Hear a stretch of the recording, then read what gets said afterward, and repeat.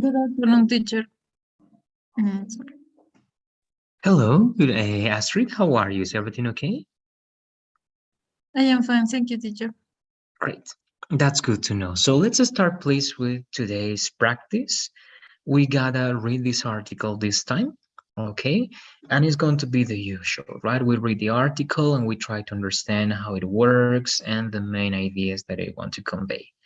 Okay, so let's start, please, Astrid, by reading the headline over here. Okay. How our brains cope with speaking more than one language? Great.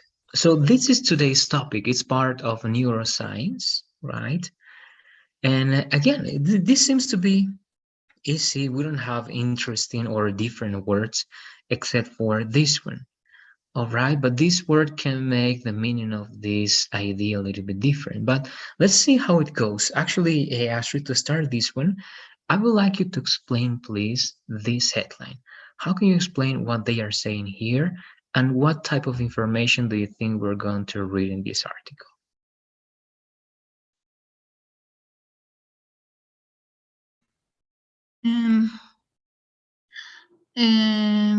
Maybe the brain of people who speak very many languages.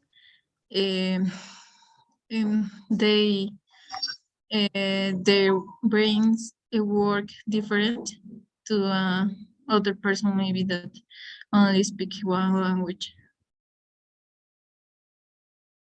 Great, that is correct. And one question to add, because I think you are right, and that's great explained. Cope.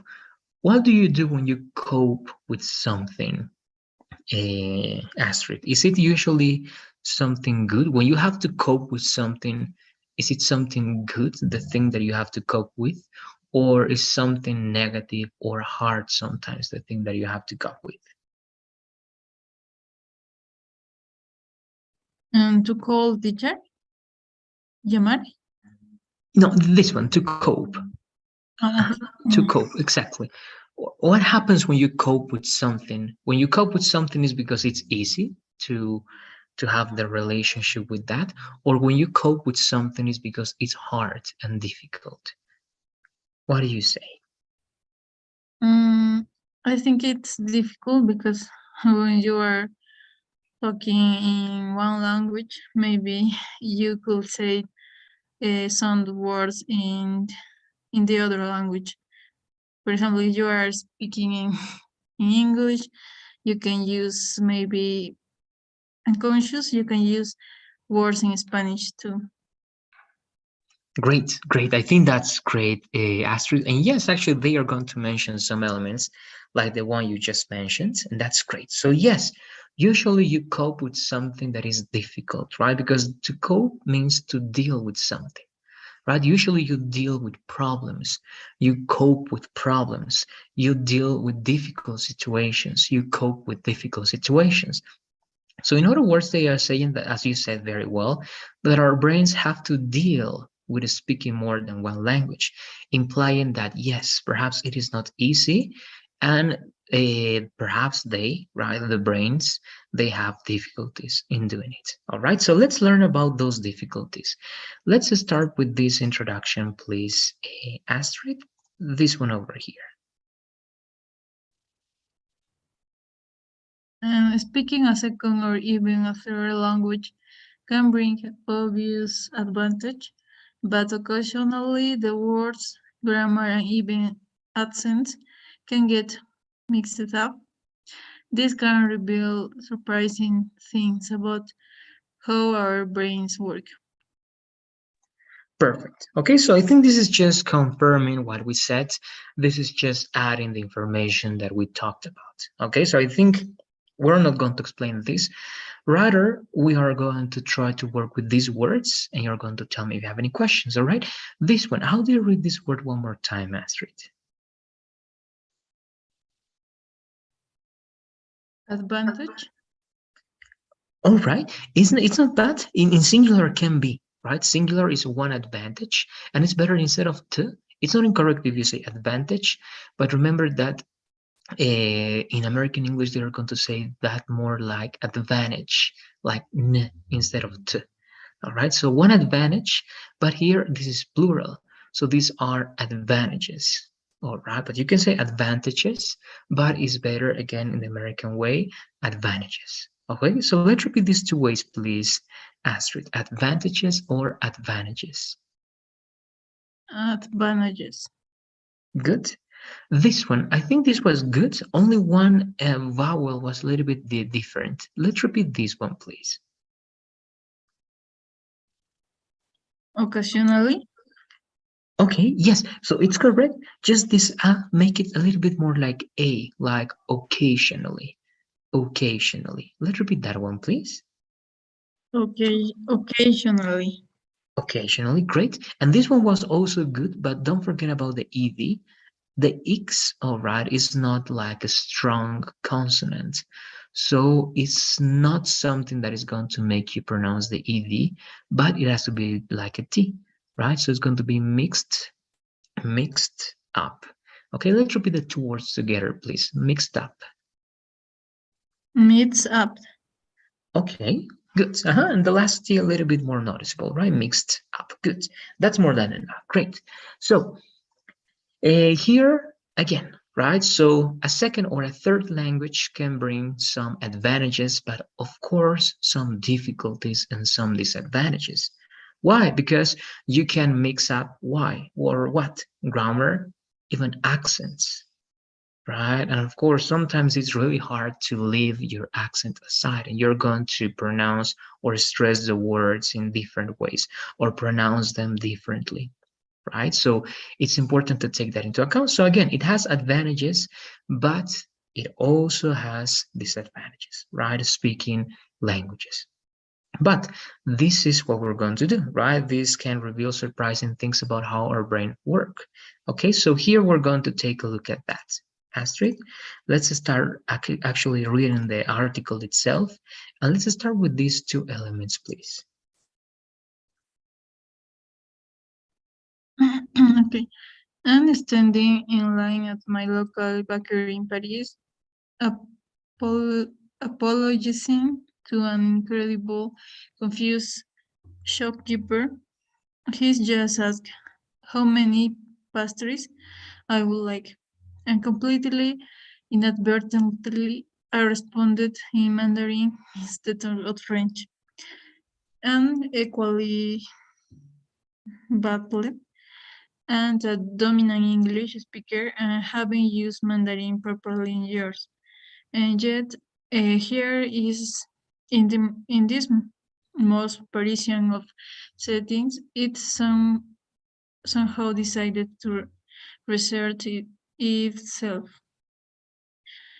Multilinguals commonly juggle the languages they know with ease, but sometimes accidental slip-ups can occur, and the science behind why this happens is revealing surprising insights into how our brains work.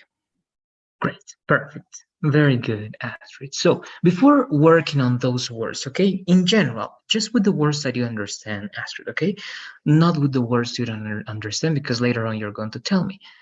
What can you tell me about these two paragraphs? How can you explain this information in your own words? Um,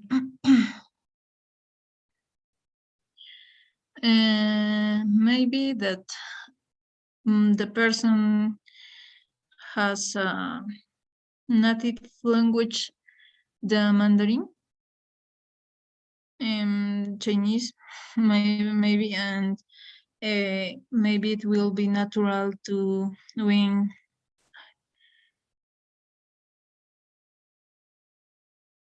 Okay, and she or he speaks three languages, and I think that he always inside he's always maybe thinking in Mandarin, and um, he he can't avoid to speak in in his language. All right, good. Let's analyze that one because you have information that is great. Yes, this person, right, speaks three languages. I think that's essential. But my question is, which one do you think is there? Okay, when you don't know the sex, you can use the plural. Okay, so what do you think is their first language and their second and third language? You mentioned Mandarin, but if you read this, I haven't used Mandarin properly in years. All right. When this person says that, what do you say? Do you believe that he's a native speaker in that language, that he or this person uses this language very often? Or do you believe that this person speaks English as the main and native language, and this person learned Mandarin and French, but without any sense, okay, without any sense, because it seems that this person doesn't use Mandarin, right, like that often. But, right, even that being the case, the mistake was done. And instead of French, this person used Mandarin, right? So what do you think happened there if that's the case? If he is and this person is not actually like a Mandarin user with frequency? Um, I was thinking that maybe um, he or that person uh, listened in their country, in his country for maybe years, and it will be the reason that he said or that person says having used Mandarin properly in years. All right, okay, can be the case. Also, when this person says that he is a dominant English, how can you explain that expression over there?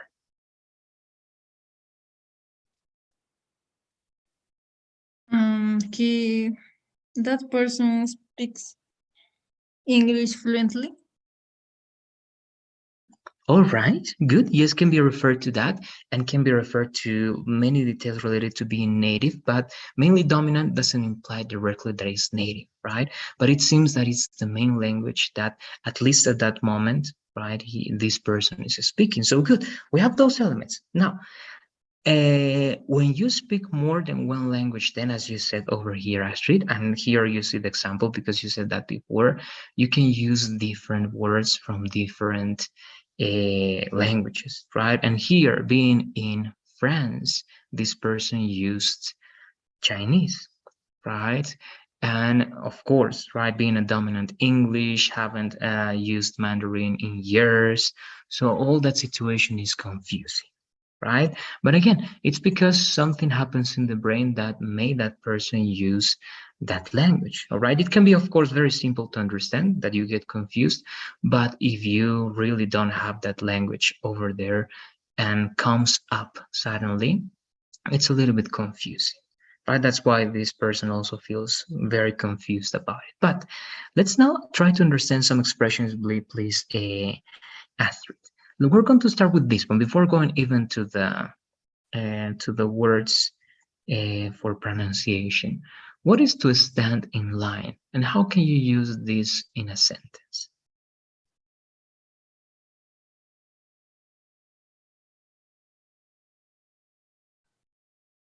Standing in line. Hmm. Teacher, it will be literal. The means maybe to to stay like in a queue for line. Correct. Good. Yes, exactly. In this case, it's just that. To stand in line, of course, is to be standing there, right, waiting in a line or queue, as you said. That's great, right, in queue, as you want to be served, right, or you want to get a service. So correct. And how can you use then this expression in Astrid? In one short example.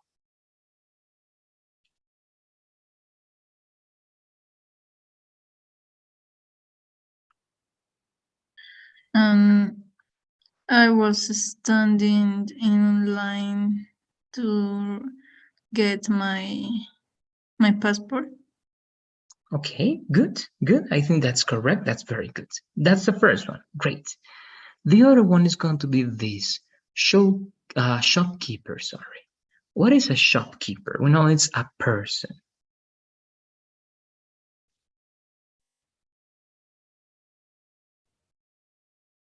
Mm, the person who is a person teacher, right? Yes, correct. It is a person. Um, a person who attends you in a shop. All right. Yes, this person can also be there, right, to give you some service.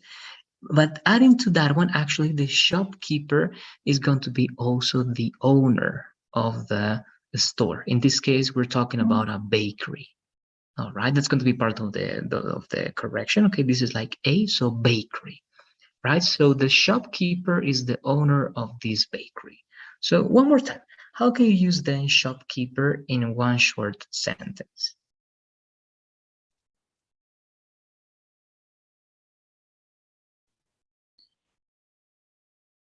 Maybe the shopkeeper was looking for a, a product. Okay. Yes, yes, it is valid, of course, right? Of course, the context can be any context we want as long as we can understand that this person is the owner. But yes, right, he's looking for products, he's buying products or importing products, right, for his or her local store, right? So good. There you go. Two more, okay? Only two more. One is going to be this. What is to do something with ease? What do you say?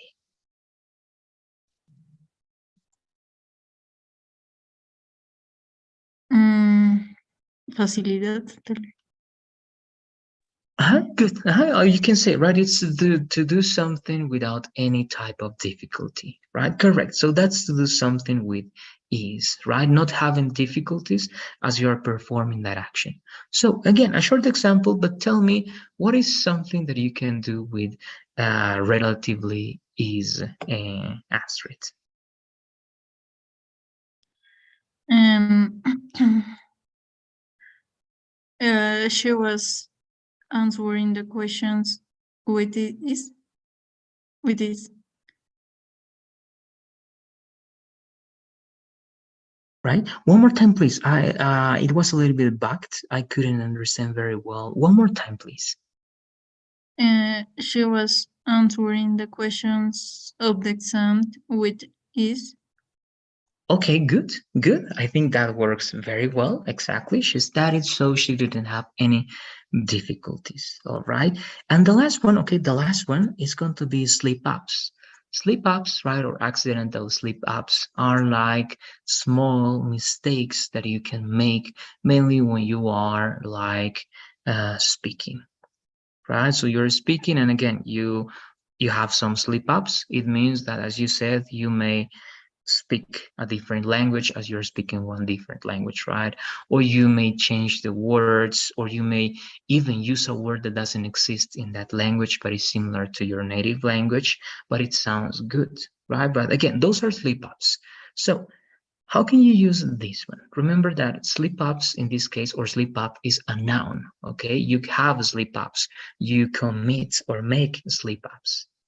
So what do you say? What the last example, please, Astrid? Okay. The girl was having some sleep ups in in her demonstration. Okay. All right. Yes, I think it is correct. Again, what type of demonstration, for example, are you talking about in that case, Astrid, just to be sure? Mm, it will be exposition, maybe. Great. Yes, Exposición. I think it's better. And even than that one, it's better you say just the presentation because an exposition is going to be related sometimes to art and demonstration. Okay, demonstration sometimes is even referred to a protest. Okay, when you go to the street and you do something like that.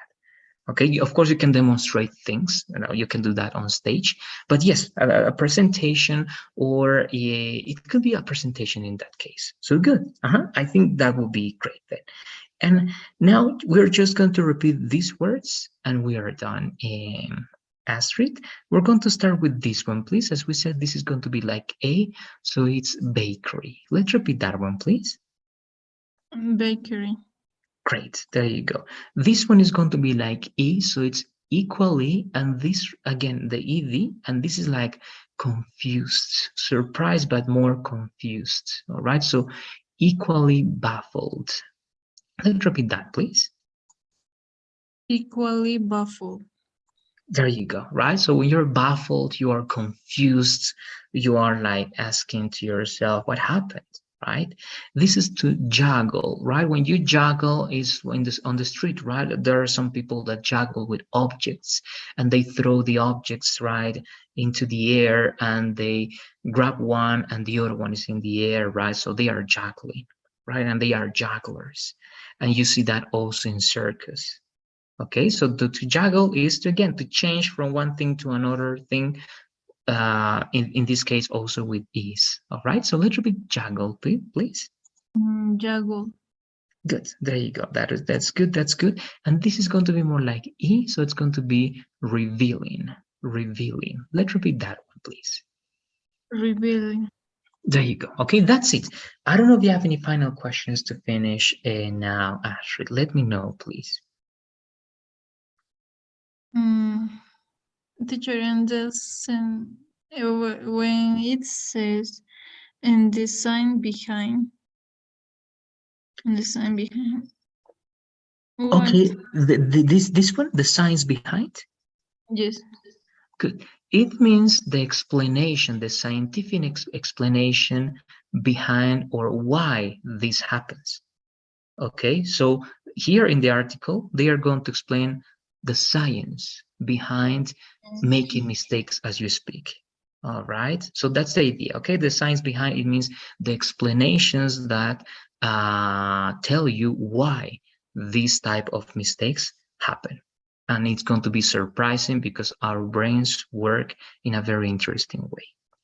All right, I don't know if that helps, Astrid. Just that, teacher. Okay, good. There you go. So to finish, please, as always, Astrid, if you have any questions, you can also let me know. In the meantime, I'm sharing the survey and you let me know when you finish answering those questions, please. And also let me know if you have any final questions or comments.